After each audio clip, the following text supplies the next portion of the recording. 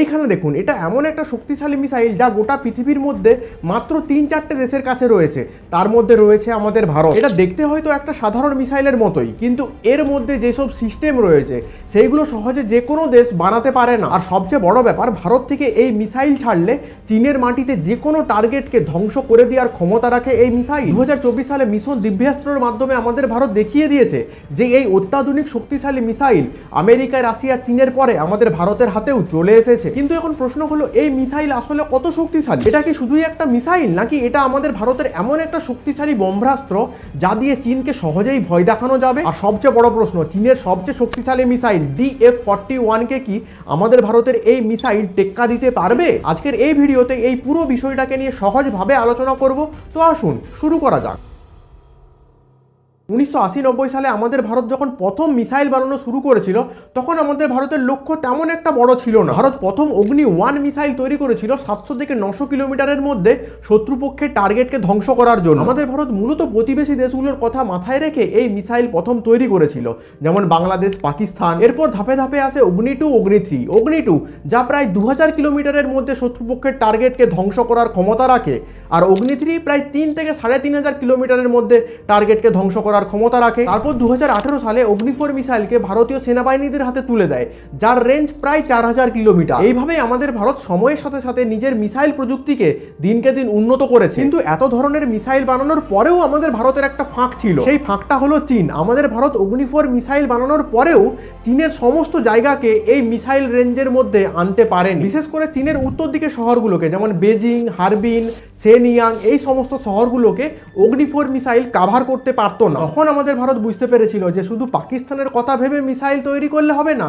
চীনের জন্যও ব্যবস্থা করে রাখতে হবে। তারপর 2012 সালের 19 এপ্রিল DRDO প্রথমবার অগ্নি-5 এর পরীক্ষা করে এবং সেই পরীক্ষা সফল হয়। এরপর এতগুলো বছর ধরে নানা রকম পরীক্ষা চলতেই থাকে, তবে শেষমেশ 2025 সালের 20 আগস্ট অপারেশন ট্রায়াল পরীক্ষা হয়। এই পরীক্ষা সফল হওয়ার পরে পাকাপাকিভাবে সেনাদের হাতে তুলে দেওয়া হয়। এই অগ্নি-5 মিসাইল 5000 কিলোমিটার দূরের টার্গেটকেও নিখুঁতভাবে ধ্বংস করে দিতে পারে। মানে এই মিসাইল প্রায় গোটা চীন সহ পূর্ব ইউরোপের কিছু অংশ, এমনকি রাশিয়ার উপকূলের টার্গেটকেও ধ্বংস করতে পারে। এই মিসাইলে তরল জ্বালানির বদলে কঠিন জ্বালানি ব্যবহার করা হয়। এর ফলে এই মিসাইল আগের থেকেই প্রস্তুত রাখা যায়, দরকার পড়লে খুব দ্রুত লঞ্চ করা যায়। আর সব থেকে বড় ব্যাপার হলো, এই অগ্নি-5 মিসাইলকে একটা বিশেষ সামরিক গাড়িতে করে এক জায়গা থেকে অন্য জায়গায় নিয়ে যাওয়া যায়। এর ফলে শত্রুপক্ষ যদি আগের থেকে এই মিসাইলের অবস্থান জেনেও থাকে, তাহলেও সেরকম কোনো অসুবিধা হয় না, কারণ এই মিসাইল বারবার জায়গা পরিবর্তন করতে পারে। এর ফলে আমাদের ভারত এই মিসাইলকে কোথায় রেখেছে সেই লোকেশন ট্র্যাক করা শত্রুপক্ষের জন্য অনেক কঠিন হয়ে পড়ে। তারপর এই মিসাইলে এমন একটা সিস্টেম রয়েছে যা নিজের সেন্সারের সাহায্যে মিসাইলটা বুঝতে পারে যে সে কোথায় আছে, কোন দিকে যাচ্ছে, সেই অনুযায়ী নিজের পথ ঠিক করে শত্রুপক্ষের টার্গেটের দিকে এগিয়ে যায়। এইসব অত্যাধুনিক প্রযুক্তি তো রয়েইছে, কিন্তু সবচেয়ে গুরুত্বপূর্ণ প্রযুক্তি হলো MIRV, যা শুধু আমেরিকা, চীন, রাশিয়ার পর আমাদের ভারতের এই অগ্নি-5 মিসাইলে লাগানো হয়েছে। এই MIRV প্রযুক্তিটা এমনই একটা গুরুত্বপূর্ণ প্রযুক্তি যা যুদ্ধের সময় গেম চেঞ্জার বা খেলা ঘুরিয়ে দেওয়ার মতো কাজ করবে। দেখুন, সাধারণত একটি মিসাইলে একটাই বিস্ফোরক থাকে যা শত্রুপক্ষের একটা টার্গেটকে ধ্বংস করতে পারে, কিন্তু MIRV প্রযুক্তি ব্যবহার করা মিসাইলের উপরের অংশে এমন একটা সিস্টেম থাকে যেখান থেকে আলাদা আলাদা 4টা থেকে 10টা বিস্ফোরক বের হতে পারে। এই মিসাইল যখন একেবারে মহাশূন্যের কাছাকাছি পৌঁছে যায়, তখন এই সিস্টেম থেকে এই বিস্ফোরকগুলো আলাদা আলাদা বেরিয়ে আসে এবং যে যার টার্গেটকে লক্ষ্য করে এগিয়ে যায়, গিয়ে ধ্বংস করে। ব্যাপারটা তাহলে বুঝতে পারছেন, আমাদের ভারত যদি একটা অগ্নি-5 মিসাইল ছোড়ে, তাহলে শত্রুপক্ষের একটা টার্গেট ধ্বংস হবে না, সঙ্গে আরো অন্য টার্গেটও ধ্বংস হবে। সেই জন্য এই অগ্নি-5 মিসাইলকে আকাশপথেই ধ্বংস করে দেওয়ার জন্য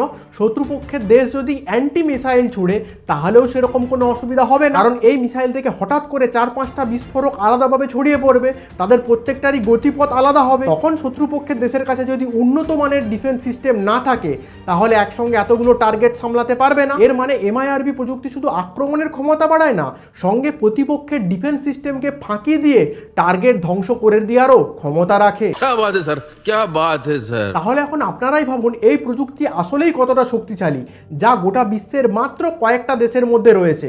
তার মধ্যে রয়েছে আমাদের ভারত। ভারত সরকার ঘোষণা করেছে যে এই অগ্নি-5 এর রেঞ্জ 5000 কিলোমিটার বা তার একটু বেশি, কিন্তু এই মিসাইল থেকে কতগুলো বিস্ফোরক বেরোবে এই ব্যাপারে কোনো সঠিক তথ্য প্রকাশ করেনি, কারণ এইগুলো দেশের গোপন কৌশল, সেই জন্য সব তথ্যই ওপেনলি প্রকাশ করা উচিত নয়। আর এমনিতেও যে কোনো দেশই বড় বড় অস্ত্রের সঠিক তথ্য ওপেনলি প্রকাশ করে না। কিছু আন্তর্জাতিক বিশ্লেষকরা মনে করছে আমাদের ভারতের এই মিসাইলের রেঞ্জ নাকি 7 থেকে 8,000 কিলোমিটার পর্যন্ত হতে পারে। অন্যান্য দেশের বিশ্লেষকরা যে কথাগুলো বলছে এগুলো কিন্তু মোটেও অগ্রাহ্য করার মতো নয়, কারণ যে কোনো দেশেরই প্রতিরক্ষা বিশ্লেষকদের অভিজ্ঞতা অনেক বেশি হয়, কারণ তাদের কাজটাই ওইটা যে কোন দেশ কি অস্ত্র বানাচ্ছে সেই অস্ত্রের সঠিক তথ্য জোগাড় করে রাখা। তাহলে ভেতরের ব্যাপারটা বুঝতে পারছেন, শুধু আমাদের ভারত বলে নয়, যে কোনো দেশেই যখন বড় কোনো অস্ত্র বানাবে সেই অস্ত্রের সঠিক তথ্য ওপেনলি একদম সঠিকভাবে প্রকাশ করে না, কারণ এই ধরনের শক্তিশালী অস্ত্র যুদ্ধের সময় গেম চেঞ্জার হিসাবে কাজ করে। আশা করছি ভেতরের খেলাটা আপনারা সবাই বুঝতে পারছেন। এবার চলুন একটু তুলনা করা যাক চীনের সবচেয়ে শক্তিশালী মিসাইল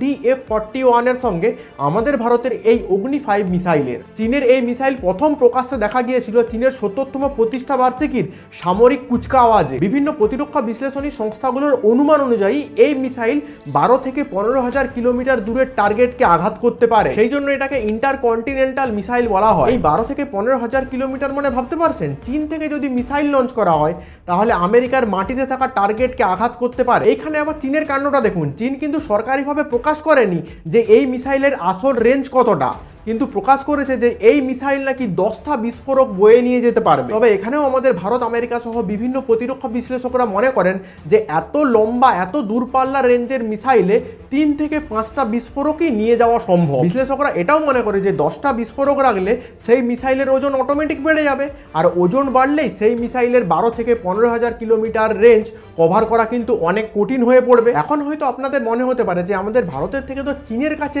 দ্বিগুণ শক্তিশালী মিসাইল রয়েছে, তাহলে চীন তো আমাদের ভারতের থেকে অনেক এগিয়ে, কিন্তু বাস্তবতাটা সম্পূর্ণ আলাদা। দেখুন, দুই দেশই নিজস্ব আলাদা আলাদা প্রয়োজনীয়তা অনুযায়ী এই মিসাইল বানিয়েছে।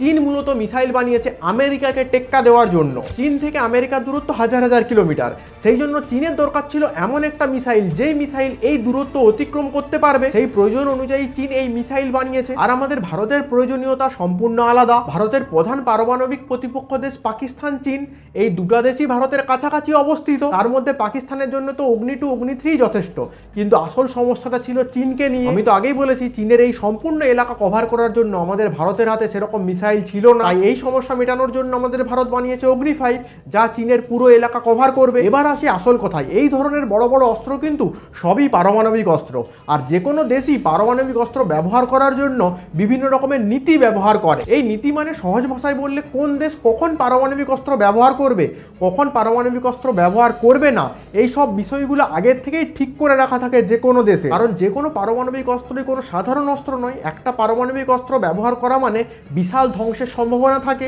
এখানে একটা জিনিস ক্লিয়ার করে বলি, এমন কিন্তু কেউ ভাববেন না যে আমাদের ভারত অগ্নি 5 মিসাইল ছোড়া মানেই বা চীন যদি DF-41 মিসাইল ছোড়ে তাহলেই কোনো দেশের উপর পারমাণবিক হামলা হয়ে গেল, এমনটা কিন্তু নয়। আসলে এই ধরনের মিসাইলগুলোর মধ্যে বিভিন্ন ধরনের বিস্ফোরক রাখা যায়।